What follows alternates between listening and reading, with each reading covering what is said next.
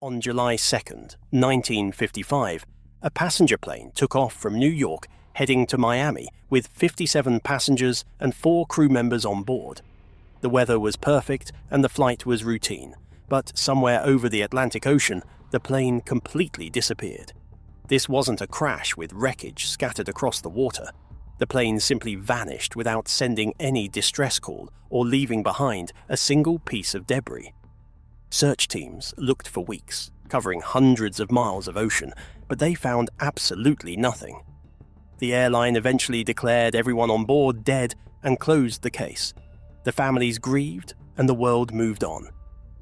37 years later, on May the 21st, 1992, air traffic control in Caracas, Venezuela, picked up an unusual signal on their radar. An old propeller plane was approaching without any warning or flight plan. When the controller made contact, a confused voice came through the radio identifying itself as Pan Am Flight 914 and requesting permission to land. The plane touched down, and when the pilot stepped out, he looked completely shocked by everything around him. He insisted the date was still July 2nd, 1955, and his watch showed he had only been flying for 3 hours. The passengers inside hadn't aged a single day, and their clothes and tickets all matched 1955. Airport officials told the pilot it was actually 1992, but he refused to believe them. He climbed back into the plane, started the engines without permission, and took off. The aircraft climbed into the sky and vanished from radar screens just as mysteriously as it had appeared decades earlier. How can a plane disappear and land 37 years later with everyone still alive? To understand why this story hit people so hard, you need to know what Pan American World Airways meant to the world. Pan Am wasn't just an airline, it was a symbol of American power and possibility. Founded in 1927, Pan Am was the first to fly regular routes across the Pacific and Atlantic Oceans. They were the first to order the Boeing 747, the jumbo jet that changed aviation forever. The blue globe logo on their planes was as recognizable worldwide as Coca-Cola. For decades, Pan Am represented the golden age of flight. Stewardesses in blue uniforms, gourmet meals served on real china, passengers dressed in suits and ties for the journey. Flying Pan Am meant you were part of something special, something that connected continents and cultures. But on December 4th, 1991, after years of financial problems and a devastating terror attack over Lockerbie, Scotland, Pan Am shut down permanently. The company that had defined international aviation for over 60 years simply ceased to exist. For millions of people who grew up flying Pan Am or working for the company, it felt like losing a piece of history itself. When this story started circulating in 1992, just 5 months after Pan Am died, it carried extra emotional weight. The idea that a Pan Am plane could somehow return from the past wasn't just about time travel. It was about something beloved coming back to life, about the possibility that what's lost might somehow return. But emotional appeal aside, there was something else that made people believe this could be real. The story includes specific details that make it sound documented and real. The air traffic controller in Caracas who witnessed the landing was identified by name as Juan de la Corte. The flight number was Pan Am 914. The exact date of the original disappearance was July 2nd, 1955 at 9:55 in the morning. The exact date of the reappearance was May 21st, 1992. When you hear details that specific, your brain tends to file them under probably true without questioning where they came from. But there's another reason the story gained traction. The science actually leaves room for it to be possible, at least in theory. According to Albert Einstein's theory of relativity, time is not the same for everyone everywhere. Time moves at different speeds depending on how fast you're traveling and how strong gravity is around you. This isn't just theory, it's measured reality that we deal with every single day.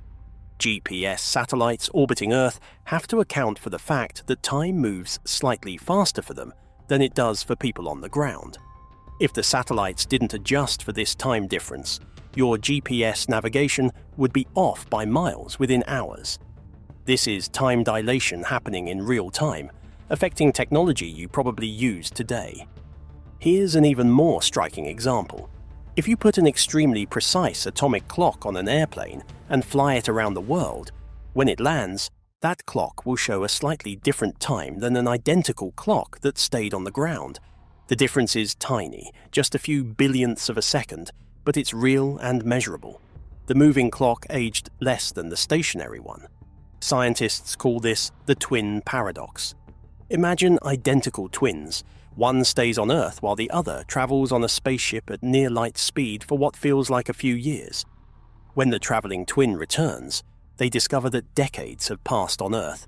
Their twin is now elderly while they're still young. This isn't science fiction. The math is solid, and the principle has been tested with atomic clocks on jets and satellites. Astronauts on the International Space Station are actually experiencing this right now. They're aging slightly slower than people on Earth because they're moving at high speeds in orbit. When they return home, they've aged microseconds less than everyone else. It's an incredibly small effect, but it's real. So the idea that time could pass differently for people on a plane than for people on the ground isn't fantasy. It's physics. The question is whether the effect could be big enough to account for 37 years passing in what felt like 3 hours.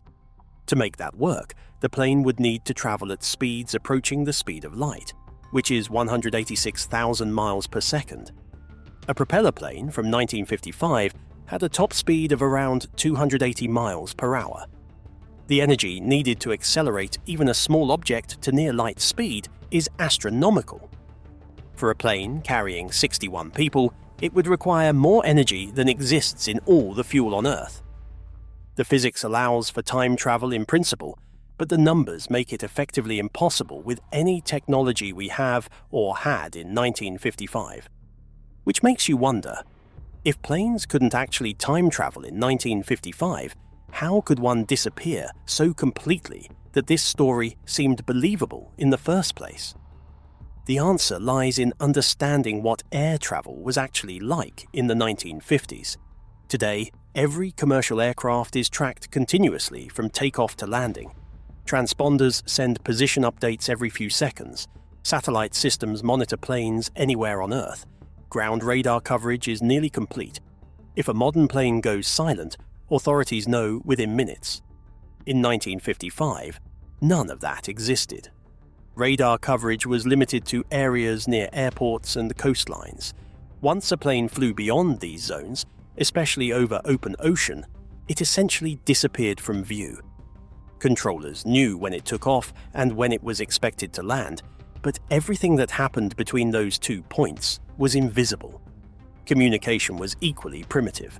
Pilots relied on high-frequency radio, which had severe range limitations and could be disrupted by weather, solar activity, or simply by distance. On long ocean crossings, planes would go hours without any contact with ground stations. This wasn't unusual, it was normal. Navigation depended on celestial sightings, dead reckoning, and magnetic compasses. A pilot might calculate their position by looking at stars through a sextant, the same tool sailors had used for centuries. If weather obscured the stars, or if the compass gave a faulty reading due to magnetic anomalies, a plane could drift hundreds of miles off course without anyone knowing. Under these conditions, planes did actually vanish. Several aviation disasters from the 1940s and 1950s remain officially unsolved to this day, not because anything supernatural happened, but because the wreckage fell into deep ocean trenches where it was impossible to recover. No flight data recorders, no emergency beacons, just silence. So when the Pan Am 914 story described a plane disappearing without a trace in 1955, that part wasn't far-fetched at all. Planes could and did vanish. What made the story extraordinary wasn't the disappearance, it was what supposedly happened 37 years later. Which brings us back to the question, did anyone actually verify any of this? They searched Pan American World Airways complete flight records for any mention of Flight 914, There was nothing. No flight with that number disappeared on July 2nd, 1955 or any other date. They checked Coast Guard archives for reports of search and rescue operations in the summer of 1955. Nothing matched the story. They looked for passenger lists, insurance claims, newspaper reports from 1955 about families reporting loved ones missing on a Pan Am flight to Miami. None of it existed. They contacted the airport in Caracas and asked for records of an emergency landing by an unscheduled aircraft on May the 21st, 1992. The airport had no such record. And then there was Juan de la Corte, the air traffic controller whose name appears in every version of the story. Researchers checked employment records for air traffic controllers in Venezuela. They found no one by that name working at any airport in the country in 1992 or any other year. No interviews exist. No photographs. The name appears only in the story itself, nowhere else. Every single element that could be checked failed to check out, which led investigators to the actual source. The story first appeared in May 1985 in a newspaper called Weekly World News. This was a tabloid sold in supermarket checkout lines across America. It ran headlines like "Bat Boy Found in Cave" and "Woman Gives Birth to 17-Pound Baby." Weekly World News existed purely for entertainment. The stories were intentionally absurd, and everyone who bought it understood that. The article about Pan Am Flight 914 was short and completely made up. It had no sources, no documents, no verifiable facts. It was written the same way you'd write a movie script, designed to entertain people waiting in line at the grocery store. But something unexpected happened after publication. The story didn't stay contained in the tabloid. It began to mutate and grow. In 1993, Weekly World News published the story again, but this time with different details. The year of disappearance changed. The number of passengers changed. The location where the plane supposedly landed shifted. Each retelling added something new. By 1999, a new version appeared claiming that one of the passengers had thrown a calendar out the window to the air traffic controller, showing the 1955 date. Another version claimed that recordings of the radio exchanges existed somewhere in Venezuelan archives. Yet another variation insisted that ground crew members had photographed the plane before it took off again. None of these new elements had any basis in reality, but here's what they accomplished. They made the story more concrete. A vague tale about a mysterious plane is easy to dismiss. A story with specific props, a calendar handed through a window, a recording in an archive, photographs taken by witnesses. That sounds like something that could be investigated and verified. This is how urban legends evolve. Each person who retells the story adds a detail that makes it more vivid in their own mind. That detail gets passed along to the next person, who adds their own contribution. Over years and dozens of retellings, a simple tabloid fiction transforms into an elaborate narrative with multiple corroborating elements, none of which actually exist. By the time the internet became widespread in the late 1990s and early 2000s, the Pan Am 914 story had completely separated from its tabloid origins. People encountered it on forums about unsolved mysteries, on websites about time travel, in comment sections where believers and skeptics argued passionately. The specific names, dates, and physical evidence made it sound documented and real. Someone reading about it in 2005 had no idea it came from the same publication that ran headlines about alien babies and Elvis sightings. They saw Juan de la Corte's name, the calendar detail, the mention of recordings, and their brain classified it as an unverified but potentially legitimate historical incident. So even after researchers proved every verifiable element was false, why did people continue believing? Specific details have a strange effect on the human brain. When a story includes concrete information like names, dates, flight numbers, and locations, we tend to believe it without checking because specificity feels like documentation. And there's something deeper at work. Real planes do disappear, and some are never found. Malaysia Airlines Flight 370 vanished in 2014 with 239 people aboard. Despite years of searching, most of the wreckage remains on the ocean floor. Amelia Earhart disappeared over the Pacific in 1937 and her plane has never been definitively located. Flying Tiger Line Flight 739 vanished in 1962 with 107 people on board and no trace was ever recovered. These real disappearances leave families with unbearable uncertainty. The Pan Am story offers an appealing alternative. Instead of accepting that missing planes crashed and everyone died, you can imagine they slipped through time and landed elsewhere with everyone still alive. The problem is that chasing fake mysteries pulls attention away from real ones. The families of Malaysia Airlines Flight 370 don't need fantasies about time portals. They need answers based on wreckage analysis, satellite data, and scientific investigation. The plane that vanished and returned 37 years later never existed. There was no Flight 914. There was no disappearance in 1955 and no landing in 1992. There was no pilot shocked by the future, no passengers frozen in time, no controller named Juan de la Corte witnessing something impossible. There was a tabloid writer who needed to fill a page in 1985, and there were millions of people who wanted to believe that time could be defeated and that what's lost could somehow return.